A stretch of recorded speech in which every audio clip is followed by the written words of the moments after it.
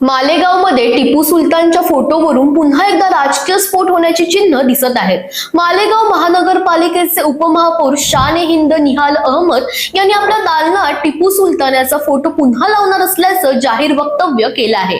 नवनिर्वाचित उपमहापौरांनी पदभार स्वीकारल्यानंतर दालनात टिपू सुलतान यांचे छायाचित्र लावल्याने मोठा वाद निर्माण झाला होता.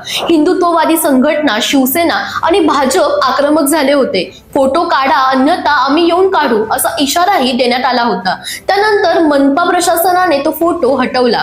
मात्र किल्ला परिसरातील एका कार्यक्रमात बोलताना उपमहापौर शान-ए-हिंद यांनी इंग्रजांविरोधात लढणाऱ्या योद्ध्याचा फोटो लावण्यात गैर काय असा सवाल उपस्थित केला. दालनाच्या दुरुस्तीचे काम पूर्ण झाल्यानंतर टिपू सुलतान यांचा फोटो पुन्हा लावला जाईल असा ठाम इशाराही त्यांनी दिला आहे. दरम्यान याच पार्श्वभूमीवर काँग्रेस प्रदेशाध्यक्ष हर्षवर्धन सपकाळ यांनी टिपू सुलतान यांची तुलना छत्रपती शिवाजी महाराजांशी केल्याने राज्यभरात आधीच वाद पेटला होता. आता मालेगावातील या नव्या वक्तव्यामुळे पुन्हा एकदा राजकीय आणि सामाजिक वातावरण तापण्याची शक्यता निर्माण झाली आहे.